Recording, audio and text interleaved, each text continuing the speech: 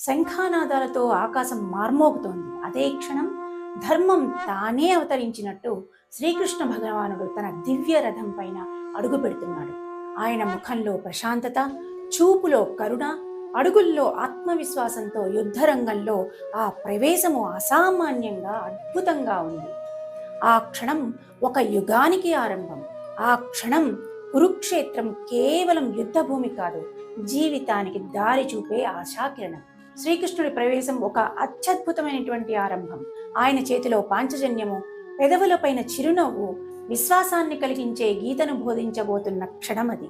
ఆ సమయంలో తెల్లని అశ్వాలతో అలంకరించబడి ఉన్న మహత్తరమైన రథంలో ఉన్న మాధవుడు మరియు పాండవుడు దివ్య శంఖాలను ఊదారు. మాధవుడు అంటే శ్రీకృష్ణుడు, పాండవుడు అంటే అర్జునుడు. గీతలో శ్రీకృష్ణ పరమాత్మ రంగంలోకి వచ్చిందే ఈ క్షణం. 4 తెల్లటి గుర్రాలతో కూడిన అద్భుతమైన దివ్య రథాన్ని అధిరోహించి నర నారాయణులు కృష్ణార్జునుల రూపంలో ప్రత్యక్షమయ్యారు. తెలుపుదనము సత్వగుణాన్ని సూచిస్తుంది, ధర్మాన్ని ప్రతిబింబిస్తుంది. తెల్లని గుర్రాలు 4 వేదాలని కృష్ణ అర్జునులు జీవాత్మ పరమాత్మలుగా వర్ణించడం జరిగింది.